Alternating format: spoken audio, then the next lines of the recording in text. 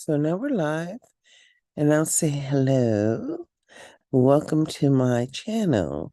We're going to talk about the Perkins grant because it's new money. Oh, wow. So now we're live, and I'll say hello. Welcome.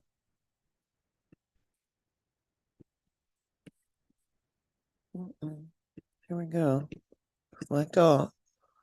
We all need to understand that this is America, and America operates by policies, more than policies, laws. And the states create policies to ensure adequacy, but somehow we just missed out. So we're going to review the process, shall we? 400 Maryland Ave SW, Washington, D.C. 20202, www.ed.gov. The Department of Education's mission is to promote student achievement and preparation for global competitiveness by fostering educational excellence and ensuring equal access. Program Memorandum Octi 24-1, October 26. 2023. Dear colleague, your state has an opportunity in 2024 to establish a single, unifying vision for how funding for multiple federal education and workforce development programs can be brought together to promote economic mobility and strengthen your state's economy. State 1 plans authorized by the Carl D. Perkins Career and Technical Education Act of 2006, as amended by the Strengthening Career and Technical Education CDE, for the 21st Century Act, Perkins v. and the Workforce Innovation and Opportunity Act, WIOA, provide many policy levers that a state can use to advance its education, workforce, and economic development goals. The purpose of this letter is to highlight several critical policy levers available to governors and other state education and workforce leaders through the Perkins v. state planning process, including some that may not have been fully utilized by states in the past. A majority of governors focused on expanding and improving CDE and workforce development opportunities in their 2023 State of the State addresses. In 2024, governors and other state leaders can build on this commitment and continue to advance their state's future by strengthening their state's education to workforce system. Specifically, Perkins v. requires each state to submit either 1, a new 4-year state plan, or 2, revisions to establish its state-determined performance levels for fiscal year FY 2024, along with any other revisions to its approved 4-year state plan. Perkins v. Section 122, 2, and 5. Regardless of which option states pursue, the 2024 Perkins v. State Plan process gives states the opportunity to conduct broad stakeholder consultation and to elevate CDE as a core strategy to improve student outcomes and strengthen the economy. More information on the Perkins v. State Plan process can be found here. Similarly, WIOA requires each state to submit a unified or combined state plan that outlines a 4-year strategy for the 6 core WIOA programs. WIOA sections 102, and 103, 1. In 2024, states must submit new 4-year unified or combined state plans and may include their Perkins v. State Plan as part of a WIOA combined plan. Perkins v. Section 122, b. States may also choose to collaborate on key activities, such as the state's vision and goals and sector strategies across WIOA and Perkins. More information on the WIOA state plan can be found here. For both Perkins v. and WIOA, the state plan process is a tool that can be used by governors and other state leaders to connect their education and workforce systems and ensure that federal resources are utilized in the best interest of the state's vision. The Perkins v. State Planning process, alongside the United States Department of Education, Office of Career, Technical, and Adult Education, WIOA state planning process, is an opportunity for continued state leadership and the expression of policies that reflect how states respond to changing economic conditions and the needs of learners. The Biden-Harris administration is committed to supporting states to improve their education and workforce systems through investing in America, which includes important legislation signed into law by President Biden, such as the American Rescue Plan, Bipartisan Infrastructure Law, CHIPS and Science Act, and Inflation Reduction Act. the administration is mobilizing historic levels of federal and private sector investments to create new, good-paying jobs in key industries such as advanced manufacturing, semiconductors, broadband, electric vehicles and batteries, clean energy, and infrastructure. In these industries, CDE programs are integral to develop a skilled workforce and reach communities and students in every state, including those that have too often been left behind. Raise the bar. Unlocking Career Success is an interagency initiative led by the Department of Education to reimagine how our nation's high schools prepare all students to thrive in their future careers. This initiative is rooted in research-based policies which states can reinforce through their Perkins v. State Plan. This memorandum is organized under 4 policy areas, including 1. State vision and goals, 2. Accountability and data, 3. Program quality and alignment, and 4. Formula, leadership, and reserve funds, with specific guidance in each section and examples of states already implementing these policies. We encourage state leaders to review this memorandum as they create and expand policies within their Perkins v. State Plan to improve the quality of CDE programs and help students earn post-secondary degrees and industry credentials that our employers need and our economy demands. 1. State vision and goals. Through the Perkins v. State Plan, each state must create a vision and a set of goals to articulate how its education and training system will respond to economic, social, and labor market needs. The state plan can be used to codify system-wide credential and degree attainment goals, increase graduation and completion rates, and improve the job quality and economic outcomes of a diverse set of learners. It can also be used to set goals for how secondary and post-secondary institutions will work together and with employers, partner with the Office of the Governor, state agencies, and the public workforce system, as well as incorporate the voices of students,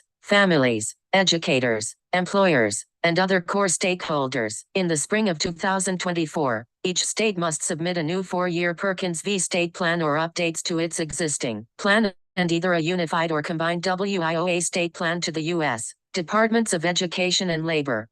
Regardless of how a state chooses to submit its Perkins v. State Plan, each state should create a strategic vision that puts learners and employers at the center of its education and workforce system, and establish goals within the Perkins v. State Plan and WIOA Unified or Combined State Plan to create the types of partnerships, programs, and innovation necessary to improve the lives of its residents. Both Perkins v. and WIOA require state plans to include a description of the state's strategic vision and goals for preparing an educated and skilled workforce and for meeting the skilled workforce needs of employers, as well as a description of how program funds will be leveraged to achieve the vision and 3. Goals. Perkins v. Section 122, D. 3, and WIOA Section 102, B. 1, D, and E. Below are recommendations to meaningfully improve states' vision and goals during the state plan development process. 1A. Align the state's vision and goals to the economy of today and the future. Perkins v. State Plans were last submitted in FY 2020 at the height of the COVID-19 pandemic,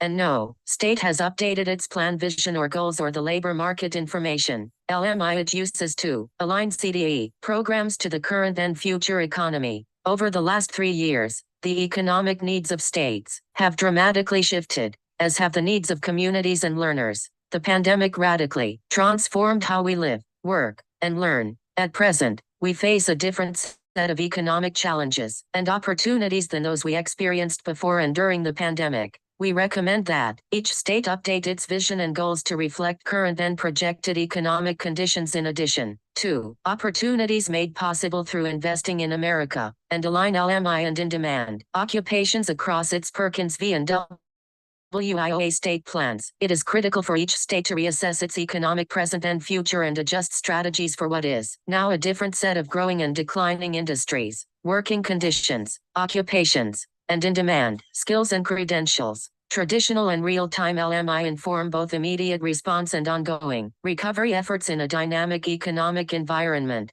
Perkins v. State leaders must work closely with different types of LMI and LMI offices, like those that support the state WIOA plan, to understand the needs of their economies and to determine the alignment of eligible recipient CDE programs with those needs. 4 states should also incorporate LMI data that is provided directly by business and industry, and seek feedback from its Economic Development Office for those industries or occupations that are targeted for strategic investment and growth, like those connected to investing in America, and occupations that undergird state and local economies, like education and the care economy. Exploring the LMI for your state will illuminate differences in labor market outcomes and skills among residents and throw a spotlight on the talent needs of your business and industry. This is an opportunity to establish state goals such as eliminating disparities in labor market outcomes by race, ethnicity, gender, disability status, age, and region. Re-engage adults who have left the job market and youth who have left school. Increase the educational and skill attainment of the workforce to keep and grow existing industries and to attract new industries,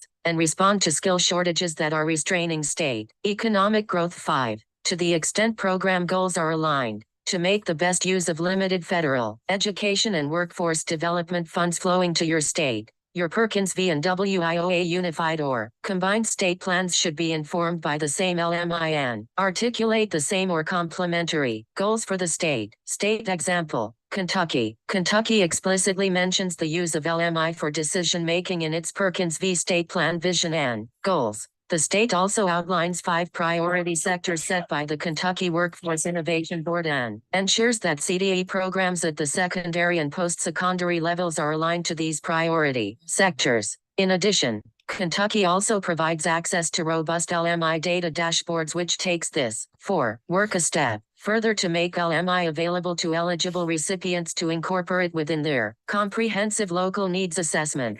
CLNA 1B. Use high skill, high wage, and in demand to connect CDE programs and good jobs. Perkins V emphasizes supporting and improving CDE programs that prepare individuals for high skill, high wage, or in-demand industry sectors or occupations. 6 definitions of these terms should guide how CDE programs are eligible for federal funds and the types of occupations and good jobs. Principles that your state would like to see anchor its education and training system. Additionally, while the law is structured to highlight CDE programs that prepare individuals for industry sectors or occupations that meet one of these criteria, i.e., or in statute, we recommend that states ensure these definitions work together rather than separately to make the most effective use of limited federal funds and to best serve students in CDE programs that led to high skill, high wage, and in-demand careers. If these definitions remain separate, CDE programs could conclude with students entering the workforce in occupations that are in demand but require limited skills and provide no economic security. When strategically linked, CDE programs remain focused on growing occupations that provide economic security and skill development, which contributes to a strong workforce and thriving communities. Despite the critical importance of these terms, only 25 states have established definitions of high wage.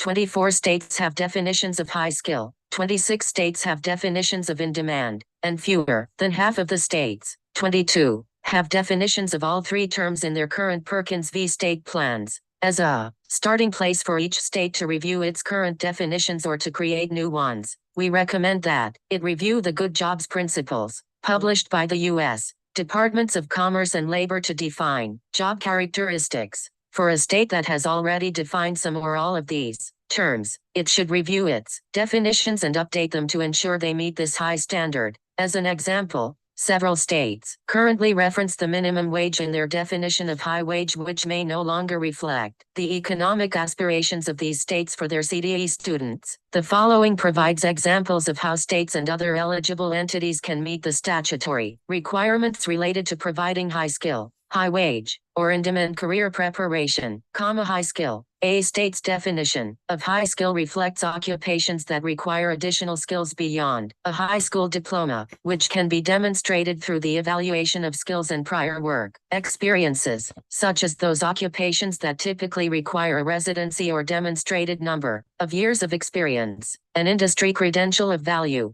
a registered apprenticeship program, as well as 2- and 4-year degree programs. We also recommend that states define the process for how industry credentials of value are determined and encourage states to work with employers as well as state and local workforce boards to support this determination. High wage. A state's definition of high wage reflects occupation earnings data that are measured through a valid and reliable source, such as the state LMI office, and either establish a common wage threshold that can be applied across occupations, such as the all-industry statewide median 5 wage, or create or use a formula that calculates the living wage rate that a full-time worker would require to cover the costs of their family's basic needs where they live, such as MIT's living wage calculator, in demand. A state's definition of in-demand specifies occupations across a state or region with a high number of annual job openings due to growth or expected growth within a given time frame, which may also include occupational data that show current or projected future labor shortages, and may include occupations that the state deems essential, such as education, the care economy, and other occupations that are necessary to maintain society. As a state approaches its definition,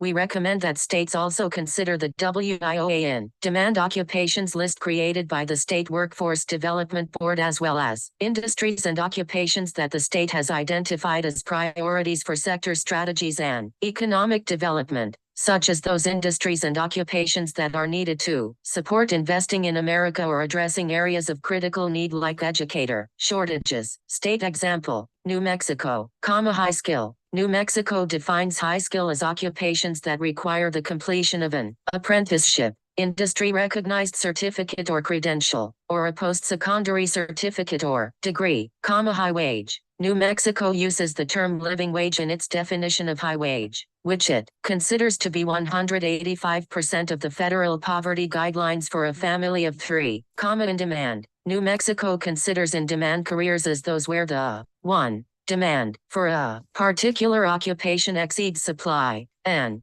2. State, regional, or local labor market data document the demand. 1C. Support joint state planning, alignment, and coordination, particularly for youth. Investing in youth is a core tenet across the U.S. Departments of Education and Labor, departments, and the departments envision a no wrong door and no dead ends approach to youth workforce systems. This includes the strategic alignment of education and training programs across federal investments such that when working together, they offer seamless access to high-quality programs, resources, and wraparound services for learners. The Perkins v. State Plan process is an opportunity for state leaders to work with WIOA core partners, employers, post-secondary institutions including community colleges, sector-based industry coalitions, workforce intermediaries, labor unions, and philanthropy, who are each committed to high-quality career pathways for young workers. We recommend that the state agency responsible for administering the Perkins v. Formula Grant 7 partner with agencies administering WIOA core programs and other agencies to strategically position Perkins funded programs at the intersection of the state's education and workforce systems. In many states,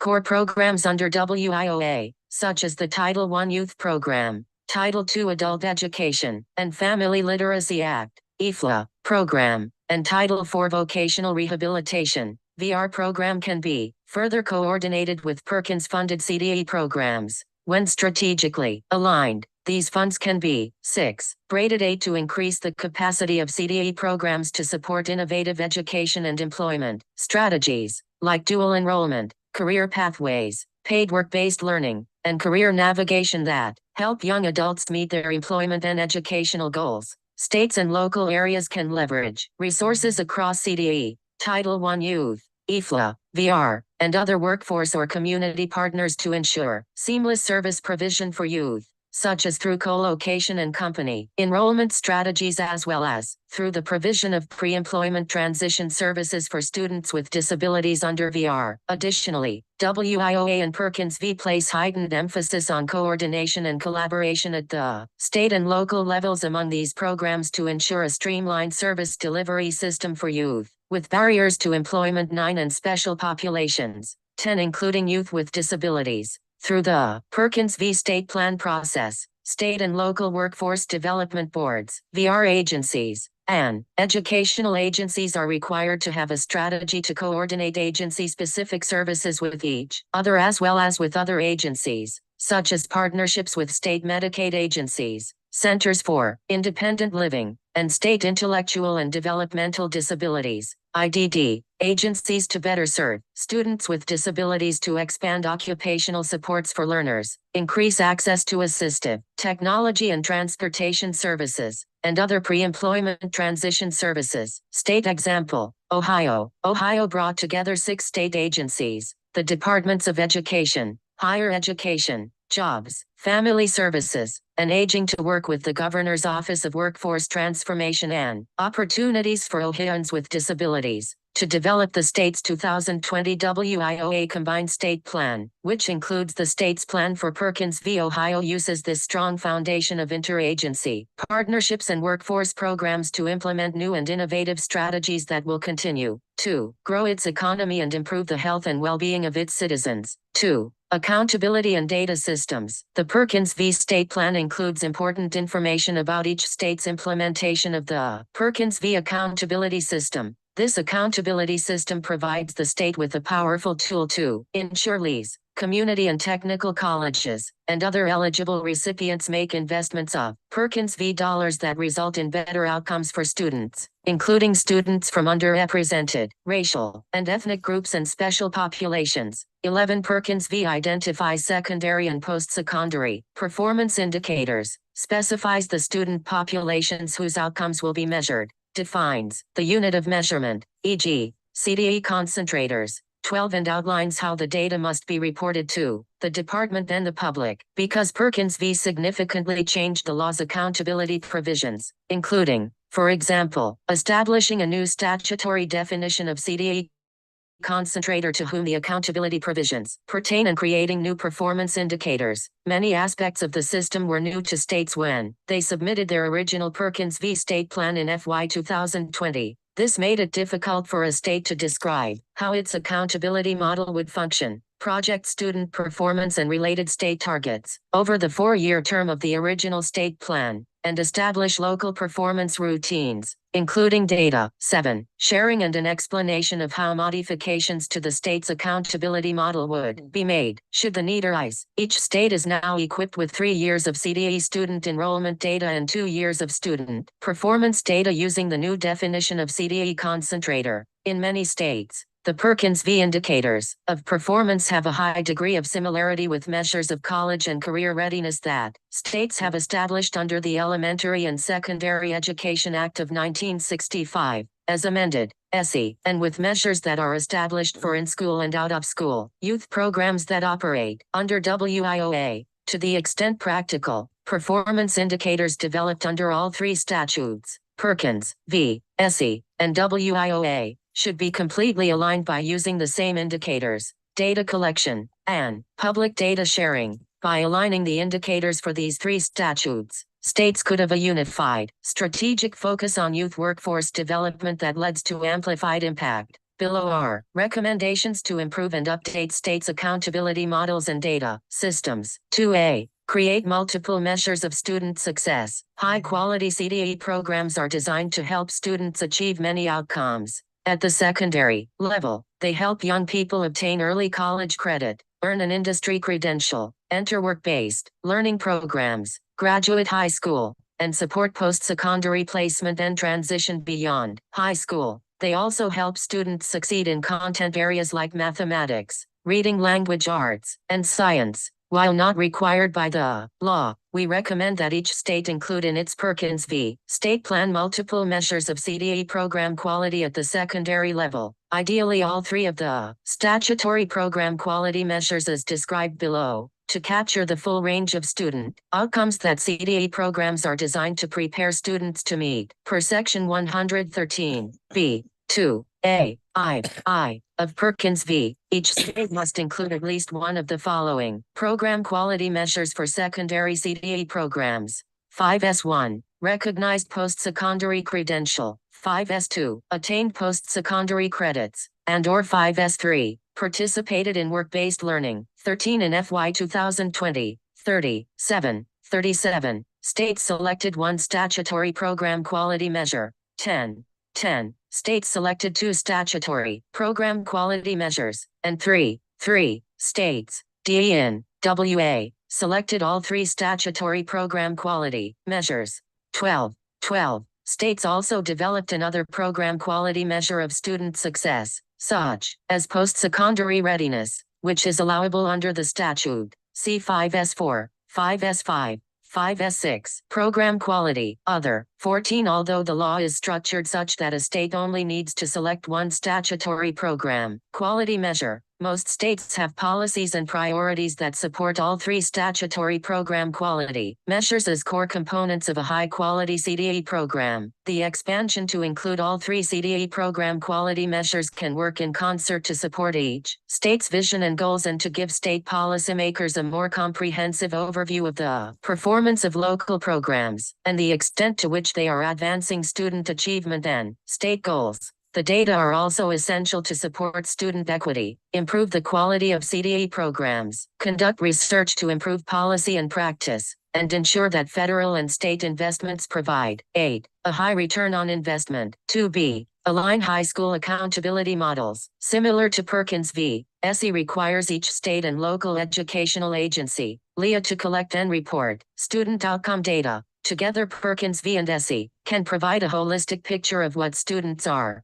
experiencing in high school. For example, in many states, the majority of high school students enroll in CDE programs and coursework. 15. Yet for many, the measurement of CDE programs under Perkins v. remains separate from the state's measurement of college and career readiness that it established under SE. For those states that have identified such school quality and student success indicators in their SE Consolidated State Plans. 16. We recommend that each state review its SE and Perkins v. accountability models to align the definitions, indicators, and data collection procedures that are necessary to implement both statutes. While not required, many states elected to establish a measurement of college and career readiness as a school quality or student success indicator under SE as part of the state's accountability system. For high schools, this often includes the measurement of students in advanced coursework, dual and concurrent enrollment coursework, student attainment of industry-recognized credentials,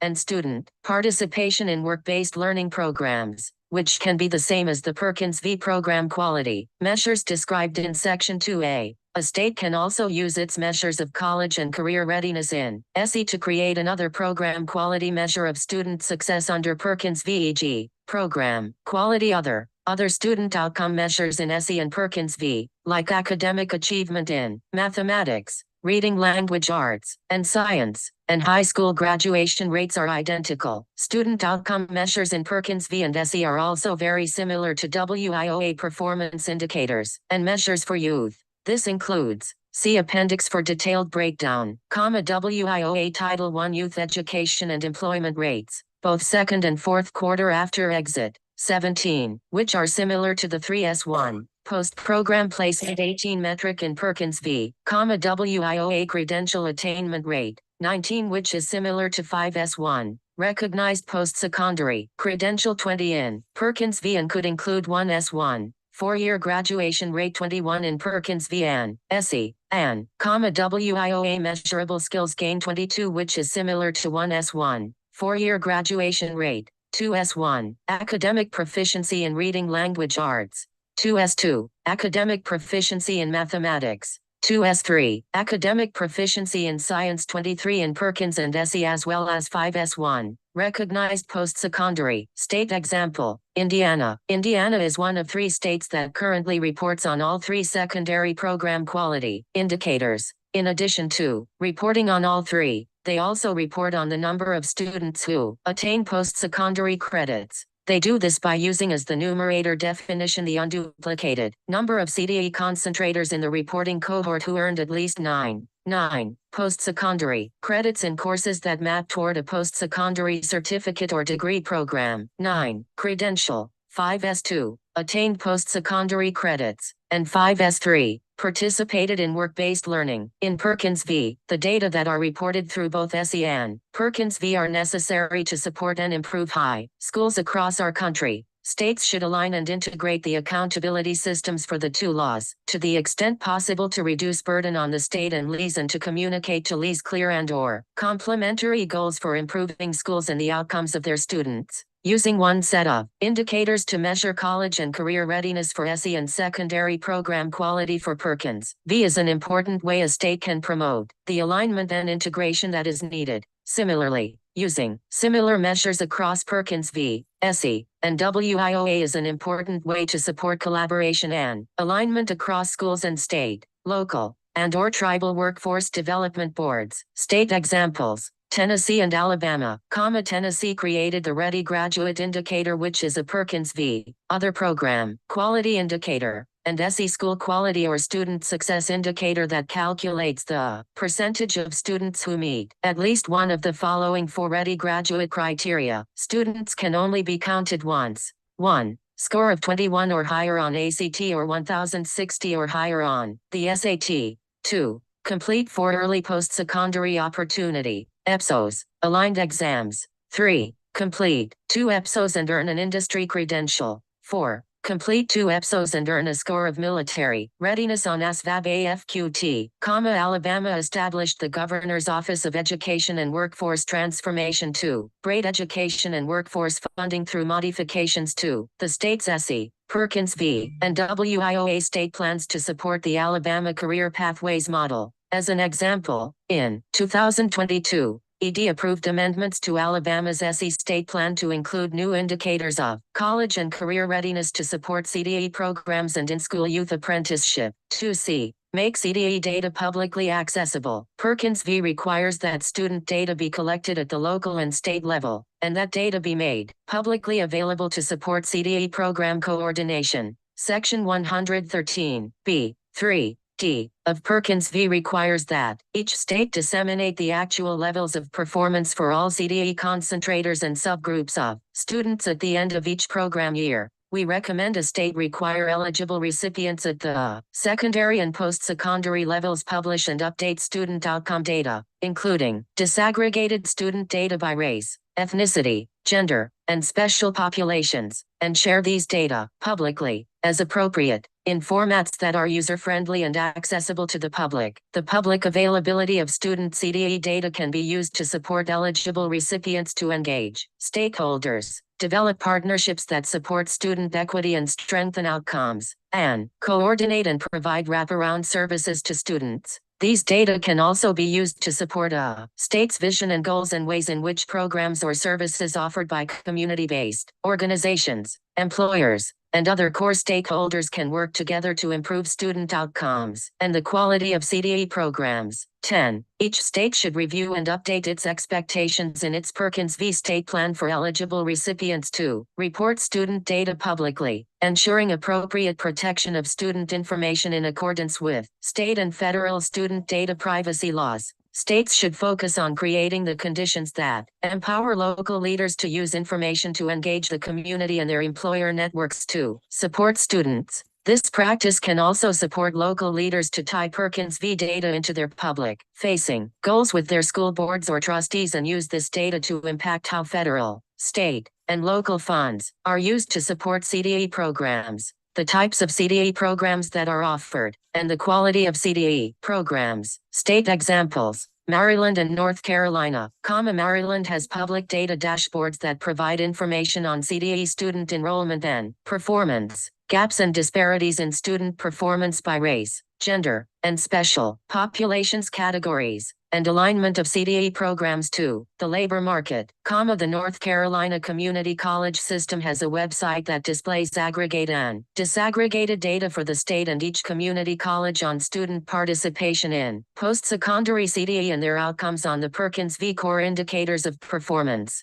States can also review comparable presentations of student data at the federal level, such as College Scorecard and Training Provider Results. Governor. 3. Program quality and alignment. Today, most good jobs require some form of career-connected education and training. The Georgetown University Center on Education and the Workforce, Georgetown's U estimates that a post-secondary credential is now required to access 80% of what it describes as good jobs, or those jobs, paying a minimum of $35,000 for workers between the ages of 25 and 44 and at least $45,000 for workers between the ages of 45 and 64. Moreover, many good jobs that the Georgetown SU identified as accessible to individuals with a high school credential also require some form of post-secondary education or technical training that is beyond what is often available in high school. For example, Carpentry and solar photovoltaic installer jobs typically require formal on-the-job training.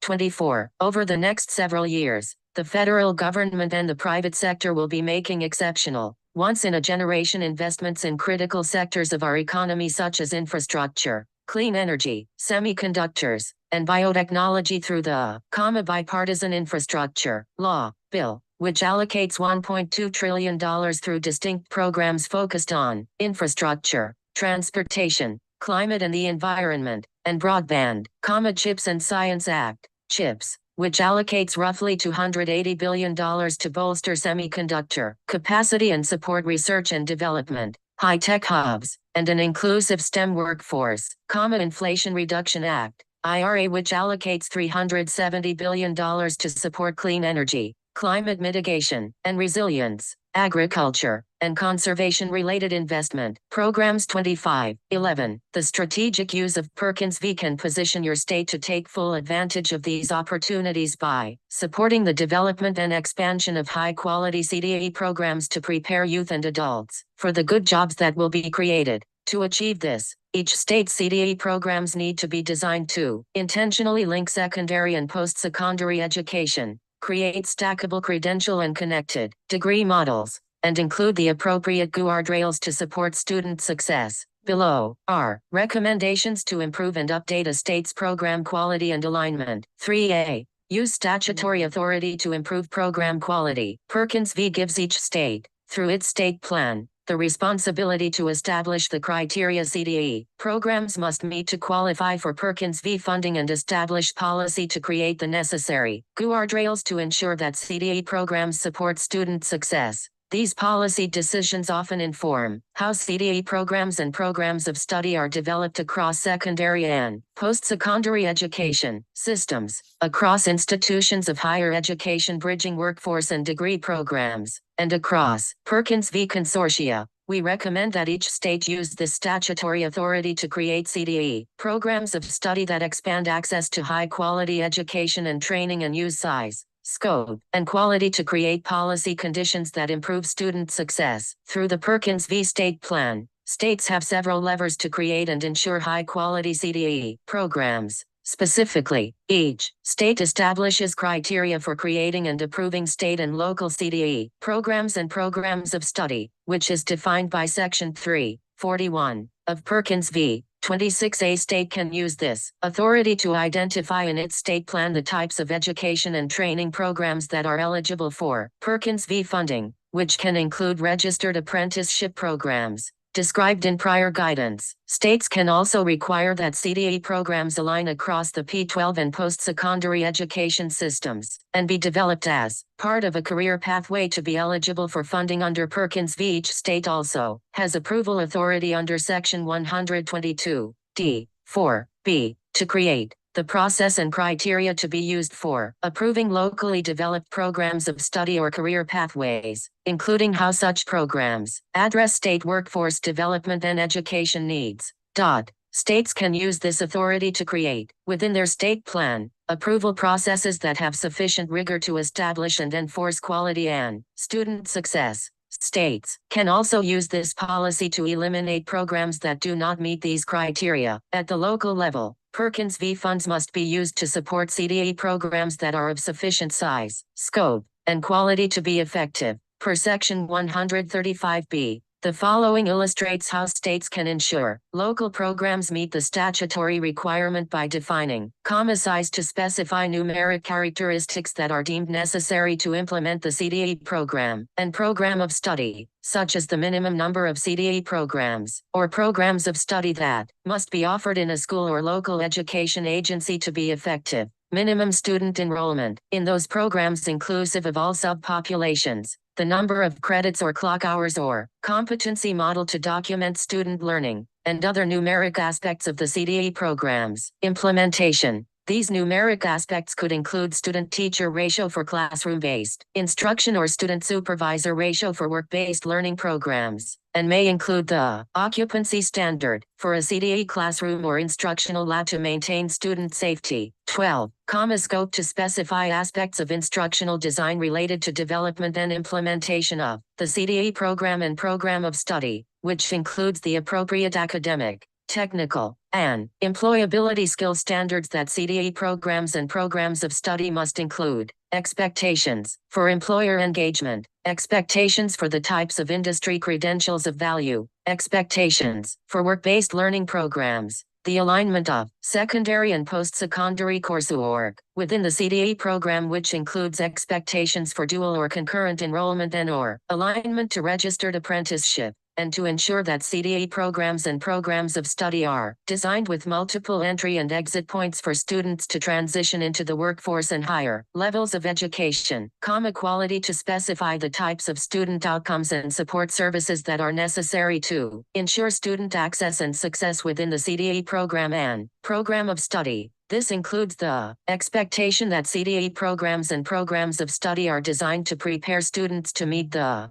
core indicators of performance in Section 113 of the statute and are kept up to date based on data from the biannual Comprehensive Local Needs Assessment, CLNA, include student supports like post-secondary and career counseling and multi-tiered systems of support that create additional guardrails at the program and institutional level to support educational equity and student enrollment, matriculation, and completion, and meet other placement characteristics such as wage, data, and the types of occupations and industries that students pursue. Institutional support for students can be further reinforced by states through the authority under Section 134 of Perkins v. which requires an eligible subrecipient to submit an application for Perkins v. funds that has been approved by the state, and Section 134b, which specifies the 9 elements that must be part of state's application for funds but gives states broad discretion to establish additional requirements that it deems appropriate. State examples: Alaska and West Virginia.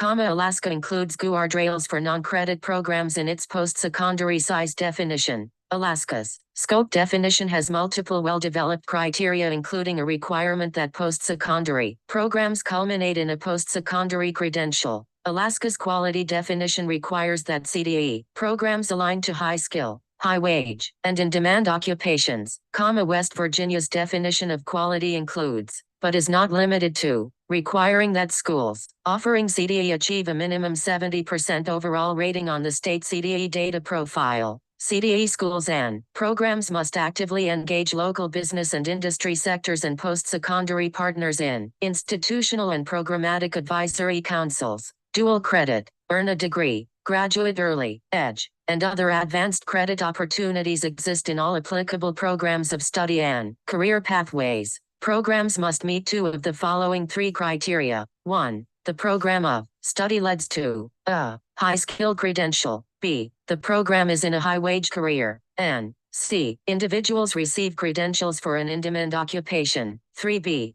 Ensure CDE programs are designed to unlock career success for all students. Raise the bar. Unlocking career success is an interagency initiative that reimagines how our nation's high schools prepare all students to thrive in their future careers. The initiative blurs the lines between 13, high school, college, and career, to provide students with accelerated and innovative opportunities to earn college credits and gain real-world career experiences in high school. Through the initiative, the administration seeks to use CDE as a core driver of high school transformation and increase the number of high school students who accomplish the following four keys. 1. Receive personalized career advising and navigation that is informed by labor market data, shapes plans for next steps, and empowers students and their families to make choices about their futures. 2. Engage in paid work-based learning in which students solve real-world problems, hone their skills, build networks of social capital, and gain experience in the workplace. 3. Receive their first industry credential, that demonstrates that they have the competencies and skills that employers are seeking. And 4.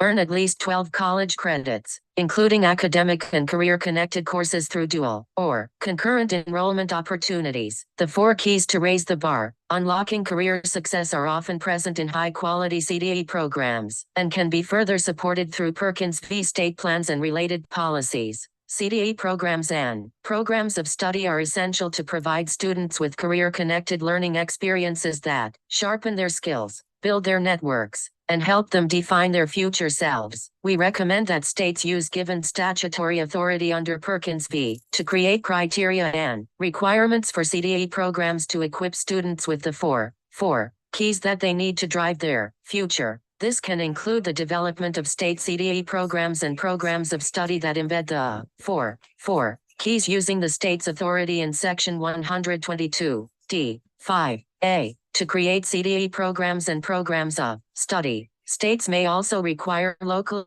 developed CDE programs and programs of study to include the 4 keys using state's authority in Section 124 B 2. To approve CDE programs and programs of study, states may also ask eligible recipients who apply for Perkins funds to describe how dual enrollment, work-based learning, industry credentials, and career navigation are embedded within CDE programs using their authority in Section 135 B to ensure that funds made available to eligible recipients are used to support CDE programs that are of sufficient size, scope, and quality. State examples: Idaho and New York. Idaho uses the authority under Section 135 B to require 3 of the 4 keys through its definition of scope. Secondary programs must include at least one articulation agreement or opportunity to earn college credits under Idaho's Advanced Opportunities Program. The ability for students to earn a recognized post-secondary credential and participate in WBL.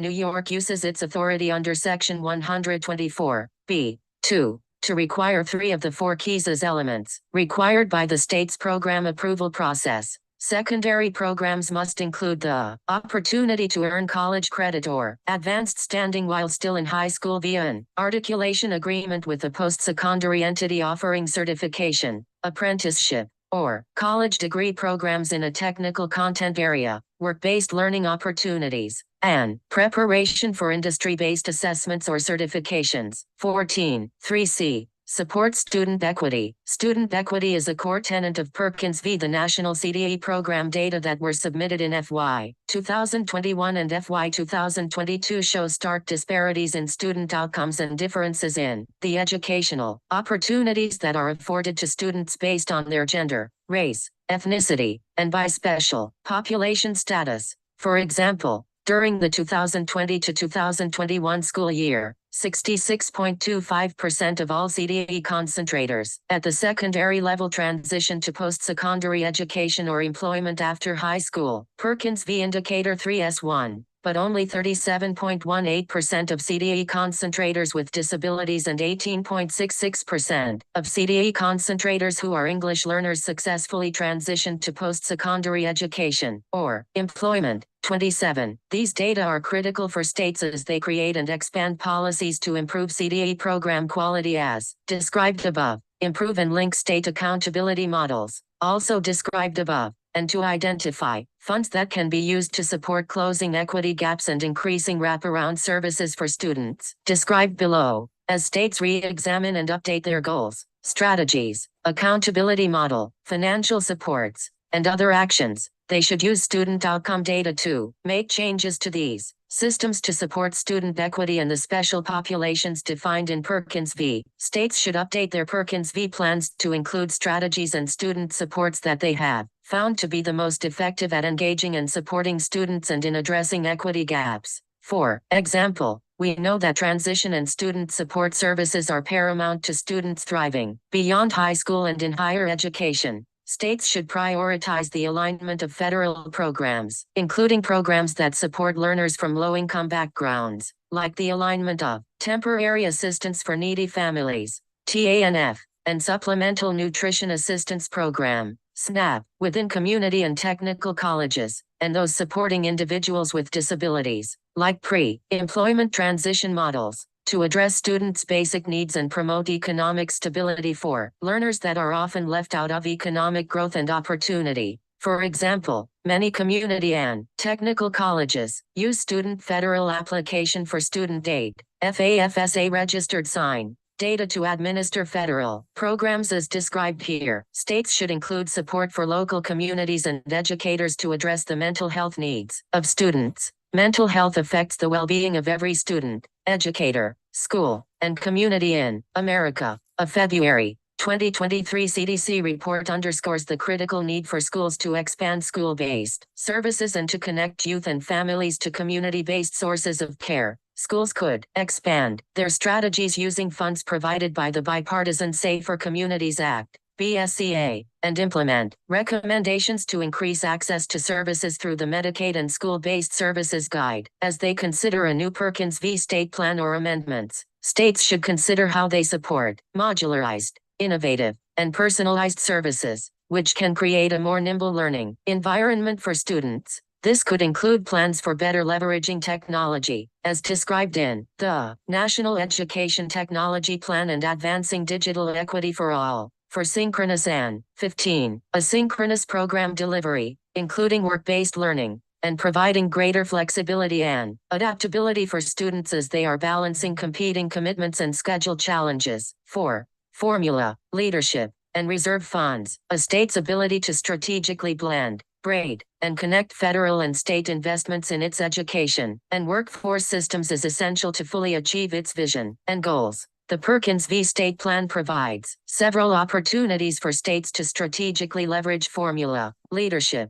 and reserve funds to support its vision, create incentives to support its goals, and apply federal resources to support innovation, develop partnerships, and address inequities for learners. Perkins v. Formula funds are issued to secondary and post-secondary eligible recipients by statutory formula per Section 131. And Section 132, respectively, but states have some discretion in how these formulas are developed and may offer alternatives that are more equitable based on the needs of a state and its learners. Each state also has the option, per Section 112(c), to develop a reserve fund to foster innovation and promote labor market alignment. Additionally, each state has the discretion to apply state leadership funds that are authorized by the statute to support system innovation and responsiveness as well as through the required state set-asides per Section 112. 2. Per the statute, state set-asides include the amount each state allocates in providing financial support for correctional institutions and juvenile justice facilities, institutions that serve individuals with disabilities, as well as the types of activities that the state supports to increase student equity through non-traditional training and employment, and special populations recruitment. Each state should review the amounts and uses of its formula, reserve, and leadership funds under Perkins v. Below are considerations for how to do so. 4a. Consider an alternative post-secondary funding formula per Section 132. B. Each state has the flexibility to either adopt the post-secondary funding formula that is defined in Section 132 of Perkins v., which distributes funds to eligible post-secondary institutions based on the percentage of students receiving Pell Grants and recipients of assistance from the Bureau of Indian Affairs enrolled in CDE programs at such institutions. Or states may develop an alternate post-secondary funding formula that is more equitable.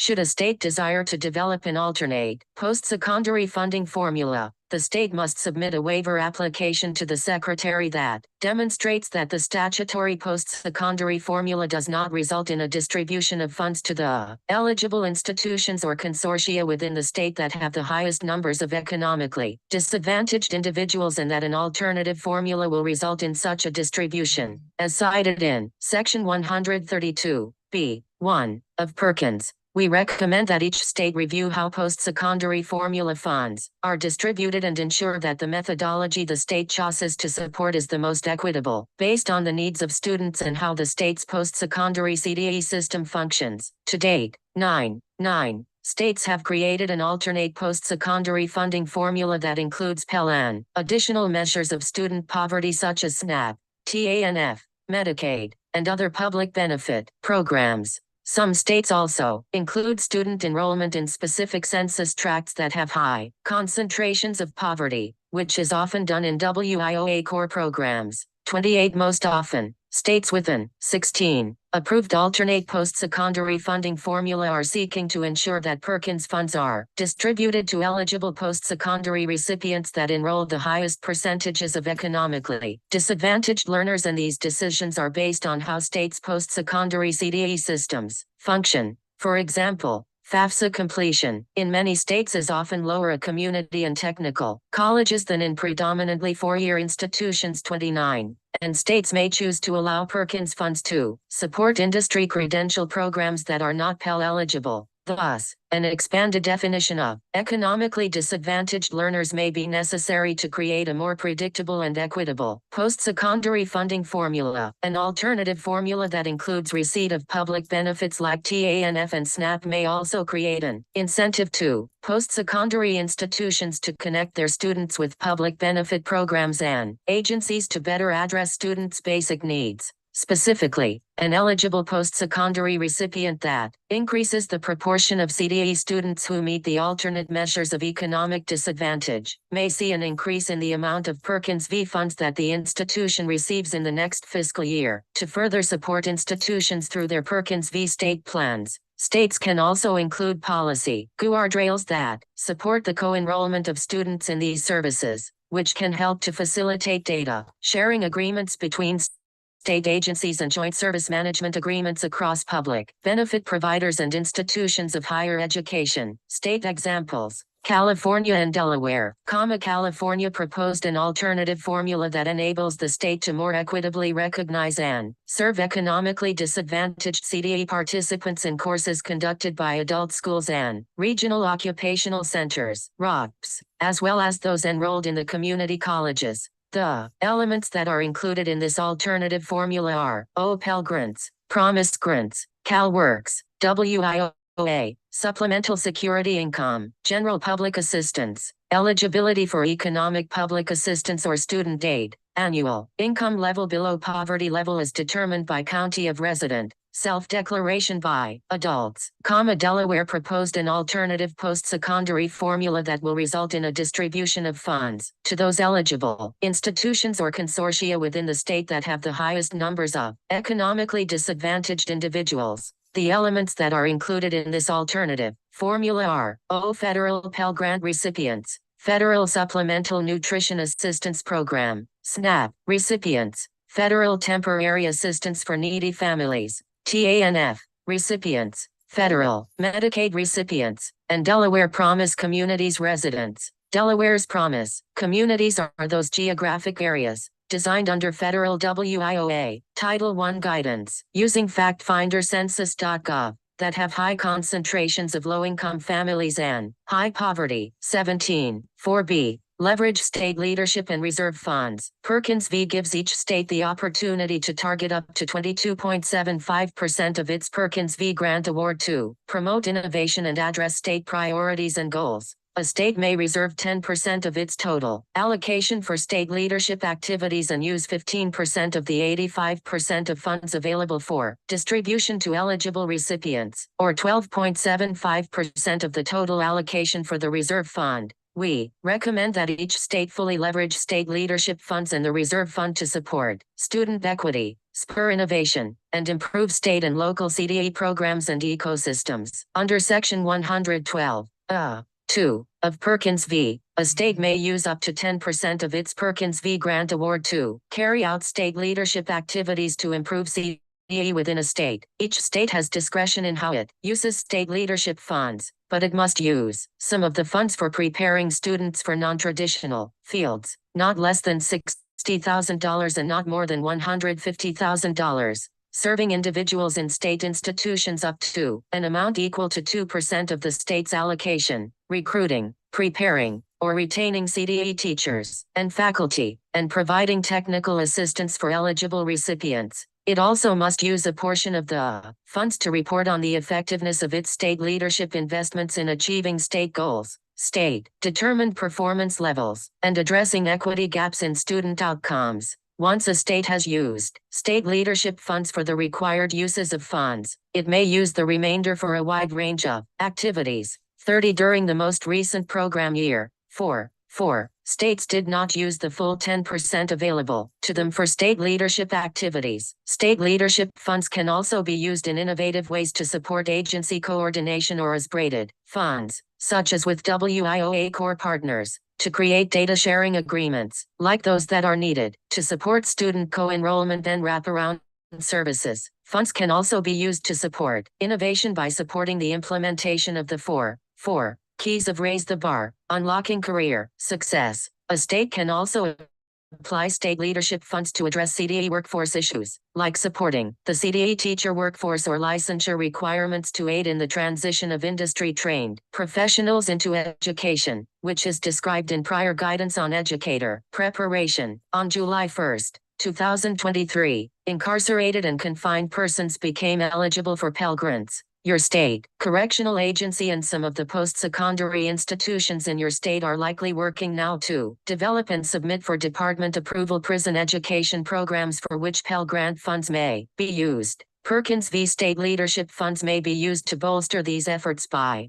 for example, supporting the adaptation or development of curriculum, purchasing equipment, and preparing instructors. We recommend that states leverage the full 2% that may be reserved from state leadership funds for correctional institutions and juvenile justice facilities to develop new prison education programs. At present, only nine states use the full 2% under Section 112C of Perkins v. States may reserve up to 15% of the Perkins v. funds required to be distributed to eligible recipients by formula under Sections 131 and 132 to award grants to certain eligible recipients through means other than the statutory formula, referred to as the reserve fund. These funds may be awarded to eligible recipients by the state competitively or through a state-devised formula to foster innovation through the identification and promotion of promising and proven CDE 18 programs, practices, and strategies, or to promote the development, implementation, and adoption of programs of study or career pathways aligned with state-identified high-skill, high-wage, or in-demand occupations or industries.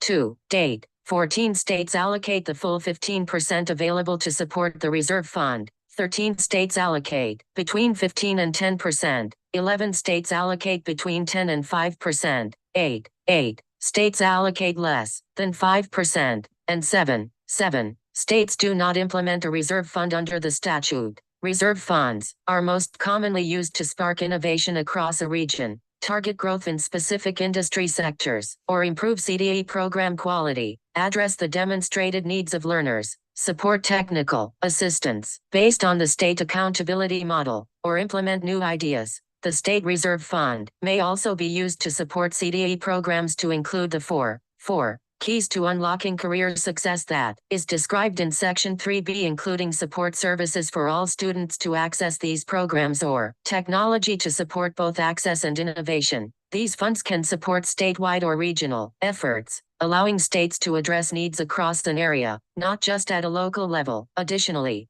reserve and state leadership funds could be strategically leveraged by a state to ensure that CDE programs and programs of study are aligned to the state's economic needs, including the state's industry sector strategy, and be leveraged to support investing in America and the Bill, CHIPS, and IRA Acts. Each state should review its financial model in Perkins v. and ensure that these federal investments are generating the impact that the state would like to see. State examples: Colorado, Illinois, Idaho. Colorado uses state leadership funds to make CDE performance data public and to assist eligible recipients to use data to inform decision-making. Colorado also uses the reserve funds for its Innovations in CDE grant program, which awards funds to identify best practices for replication. Illinois allocates roughly $377,000 in state leadership funds to the Illinois Department of Corrections, IDOC, to offer CDE courses in 25 state correctional facilities. Illinois also uses state leadership funds to support the higher education in prison task force, which works with the state legislature to expand access to prison education programs. Idaho uses state leadership funds to support the Occupational Certified New Teacher Training program to support individuals who switch careers to become CDE teachers. The program includes a pre-service academy coursework to support teaching and learning pedagogy, and mentorship during the entire period of initial certification. Conclusion. Next year will present you with a powerful opportunity to influence how federal education and workforce dollars will be invested in your state for years to come. I hope you will take advantage of the policy tools outlined in this letter to strengthen the contributions your state CDE programs can make to supporting economic growth and promoting economic mobility in your state. 19. The Office of Career, Technical, and Adult Education is available to support you in your planning efforts. Please contact your Perkins Regional Coordinator if you have any questions regarding the submission, requirements and procedures for your state's FY 2024 Perkins V Grant Award.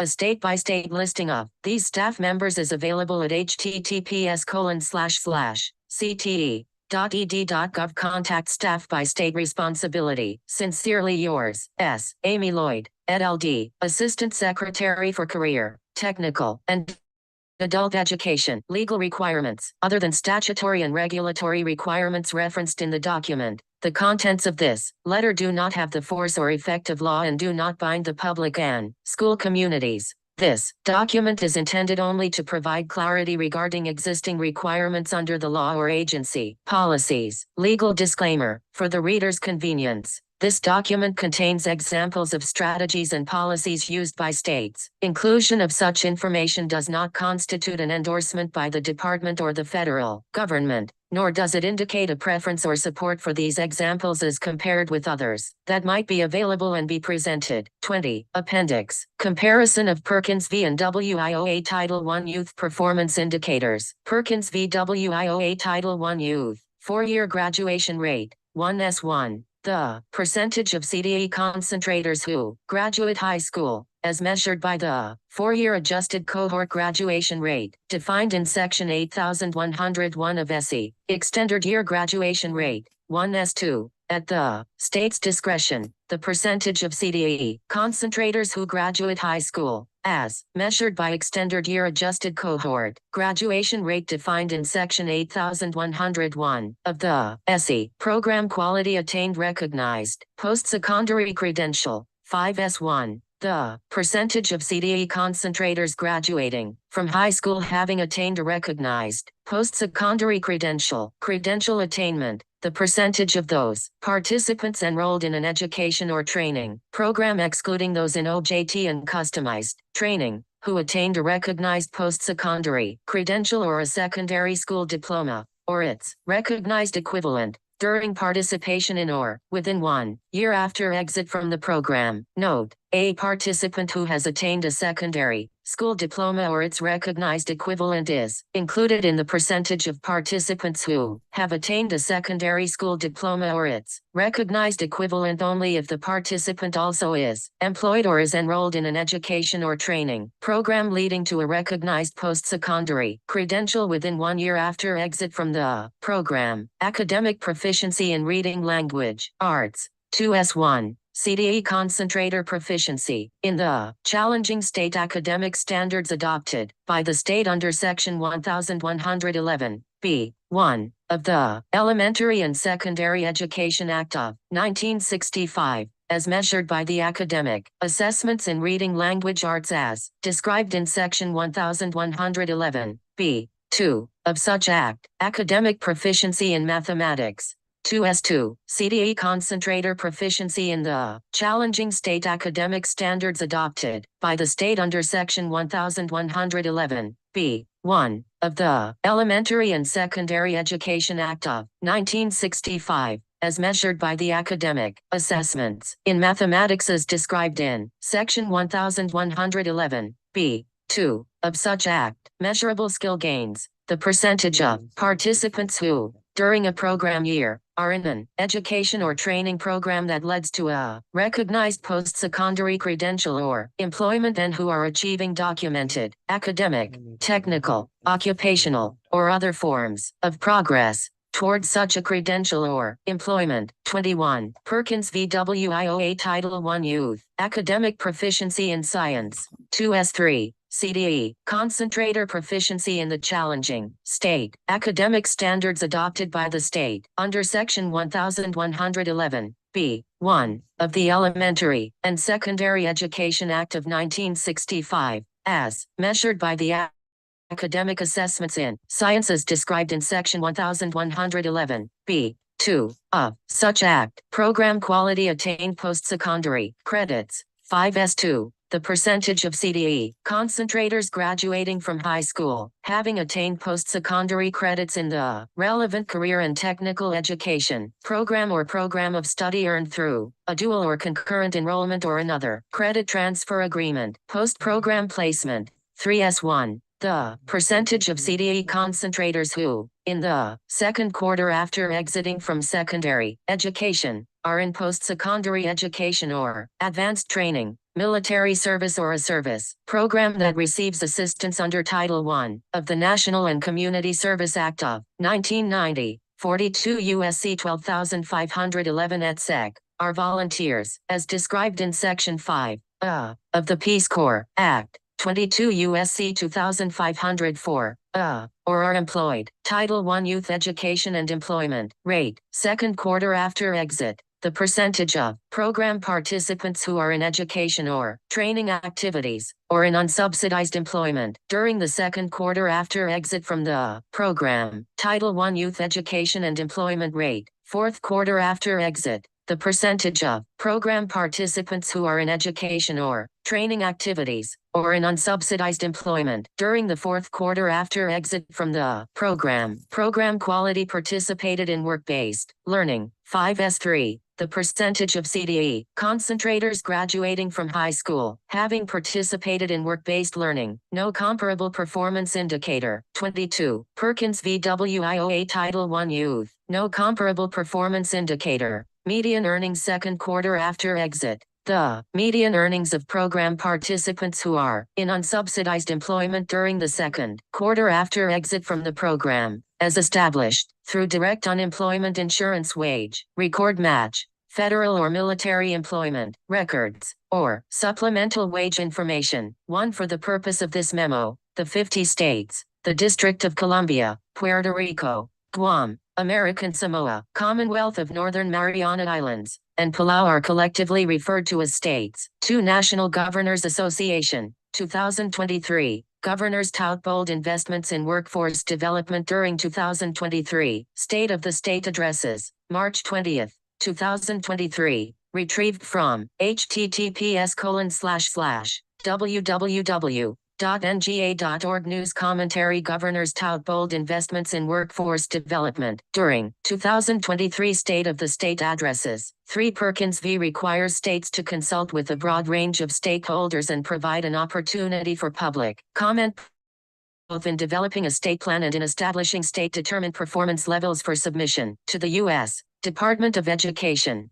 The consultation and public comment requirements for the development of state plans are in sections 122, 3, and 4, and 122, c. 1a, of Perkins v. The consultation and public comment requirements with respect to state-determined performance levels are described in section 113, b. 3b, of Perkins v. 4. For example, Perkins v. section 122, d. 4, c. 3, requires the eligible agency to describe in its state plan how it will use state, regional, or local labor market data to determine alignment of eligible recipients' programs of study to the needs of the state, regional, or local economy. 5. WIOA Section 102, b. 1b, and Workforce Innovation and Opportunity Act, WIOA Unified and Combined State Plan Requirements, OMB Control 1205,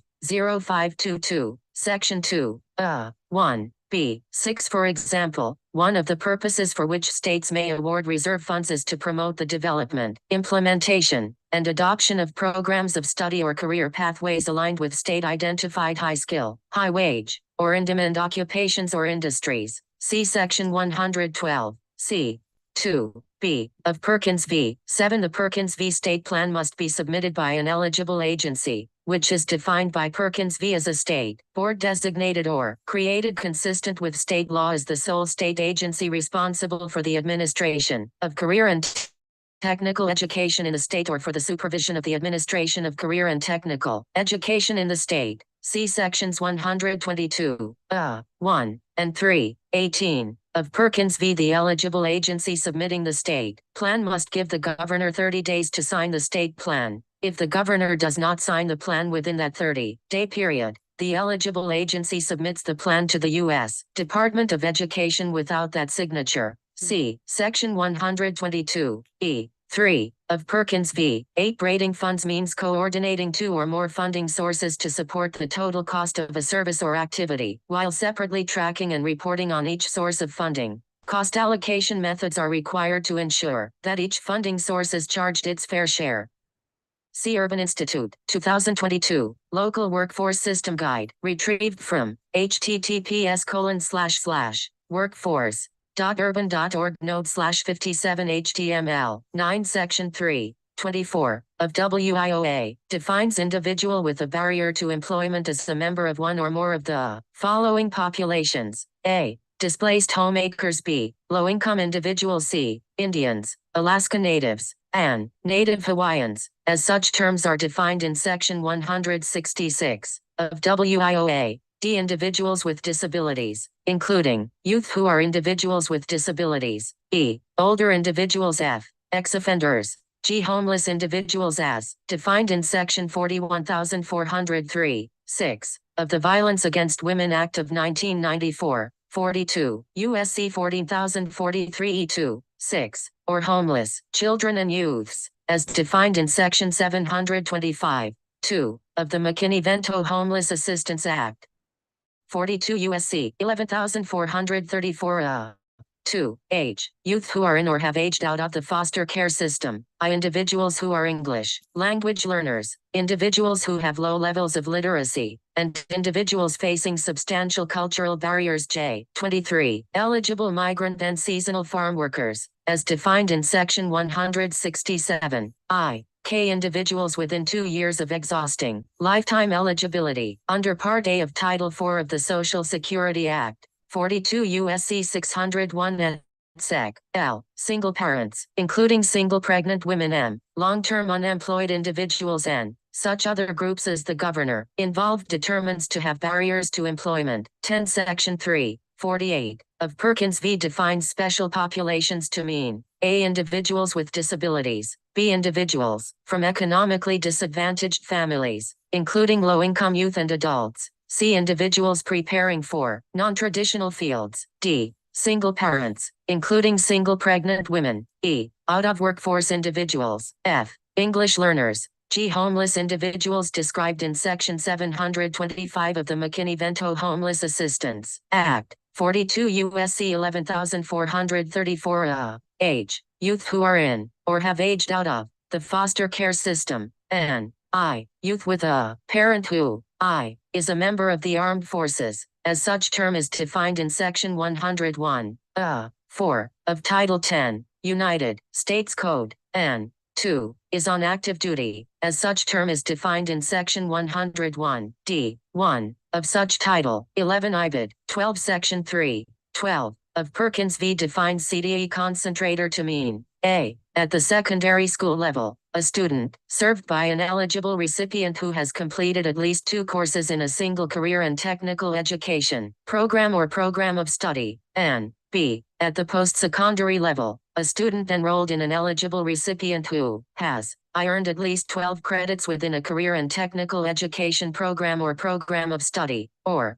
2. Completed such a program if the program encompasses fewer than 12 credits or the equivalent in total. 13. These performance indicators are the percentage graduating from high school having attained a recognized post-secondary credential. 5S1. Attained post-secondary credits in the relevant career and technical education program or program of study earned through a dual or concurrent enrollment or another credit transfer agreement. 5S2. And participated in work-based learning.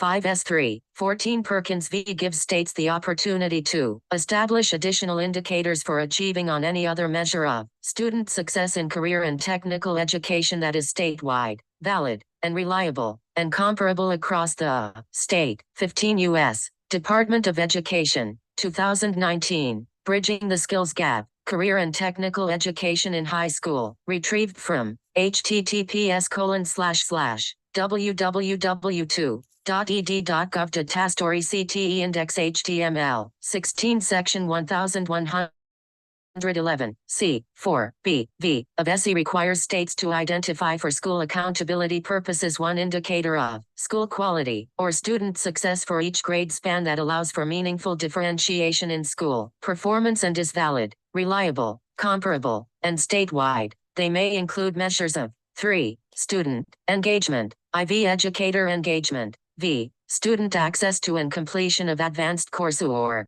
6. Post-secondary readiness, and 7. School climate and safety, and 7. Any other indicator the state chooses that meets the requirements of this clause, Section 1111, C. 4. B. V. of SE. 17. There are 2 WIOA Title I Youth Performance Indicators that pertain to the education and employment status of participants after exiting the program. 1. The percentage of Title I Youth Program participants who are in education or training activities, or in unsubsidized employment, during the second quarter after exit from the program, and 2. The percentage of Title I Youth Program participants who are in education or training activities, or in unsubsidized employment, during the fourth quarter after exit from the program. CUS, Department of Labor, Employment and Training Administration, Training and Employment Guidance Letter Number 1016, Change 2, retrieved from https://www.dol.gov Agencies ETA Advisories Tegel 1016 Change 2, 18 This Perkins v. Performance Indicator is the percentage of CDE concentrators who, in the second quarter after exiting from secondary education, are in post-secondary education or advanced training, military service or a service program that receives assistance under Title I of the National and Community Service Act of 1990, 42 U.S.C. 12511 et seq. Are volunteers as described in Section 5 of the Peace Corps Act, 22 U.S.C. 2504, or are employed. 19 The WIOA Title I Credential Attainment Performance Indicator is the percentage of those participants enrolled in an education or training program, excluding those in on-the-job training and customized training, who attained a recognized post-secondary credential or a secondary school diploma, or its recognized equivalent, during participation in or within 1 year after exit from the program. A participant who has attained a secondary school diploma or its recognized equivalent is included in the percentage of participants who have attained a secondary school diploma or its recognized equivalent only if the participant also is employed or is enrolled in an education or training program leading to a recognized post-secondary credential within 1 year after exit from the program. Sec 116, B. 2, A, I, IV, YA, 24, 20 This Perkins v. Performance Indicator is the percentage of CDE concentrators graduating from high school having attained a recognized post-secondary credential. 21 This Perkins v. Performance Indicator is the percentage of CDE concentrators who graduate high school, as measured by the 4-year adjusted cohort graduation rate defined in Section 8101 of SE. 22 The WIOA Title I Measurable Skill Gains Performance Indicator is the percentage of participants who, during a program year, are in an education or training program that leads to a recognized post-secondary credential or employment and who are achieving documented academic, technical, occupational, or other forms of progress towards such a credential or employment. Sec 116, B. 2, A, I, V, of WIOA. 23 These Perkins v. Performance Indicators are CDE concentrator proficiency in the challenging state academic standards adopted by the state under Section 1111, B. 1, of SE, as measured by the academic assessments in reading, language arts, mathematics, and sciences described in Section 1111, B. 2, of such Act. 24 National Center for ONET Development, ND, ONET Online, retrieved from https://www.anetonline.org. 25 The invest.gov website has an interactive map that highlights the location of these and other investments in America for a given community, region, or state. 26 The term program of study is defined as a coordinated, non-duplicative sequence of academic and technical content at the secondary and post-secondary level that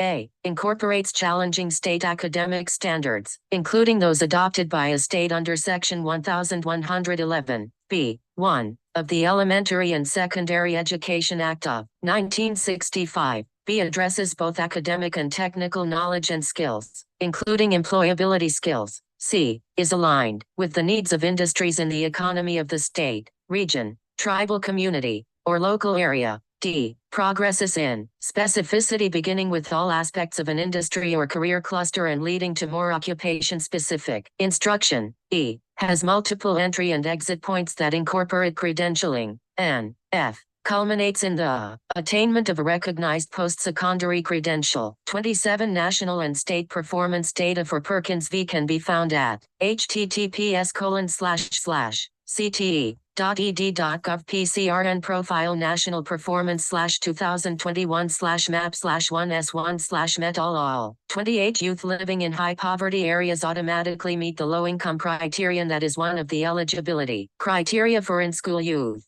For some out-of-school youth in the WIOA Youth Program, and for youth in the Indian and Native American Supplemental Youth Program. The WIOA regulations for the Title I Youth Program at 20 CFR Section 681.260 define high poverty areas as a census tract, a set of contiguous census tracts, an American Indian Reservation, Oklahoma Tribal Statistical Area, as defined by the U.S. Census Bureau, Alaska Native Village, Statistical Area or Alaska Native Regional Corporation Area, Native Hawaiian Homeland Area, or other tribal land as defined by the Secretary of Labor in guidance or county that has a poverty rate of at least 25% is set every 5 years using American Community Survey 5-year data. 29 McKinney, L. and Novak, age, 2015. FAFSA filing among first-year college students. Who files on time, who doesn't, and why does it matter? Research in Higher Education, 56, 1-28,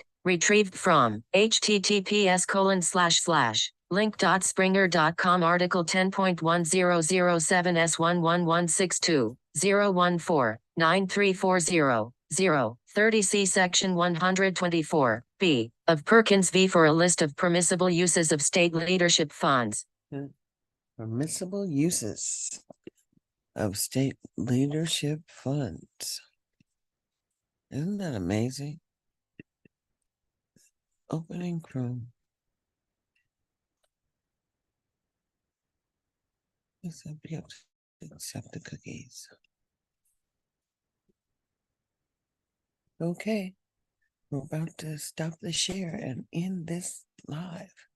Check you later.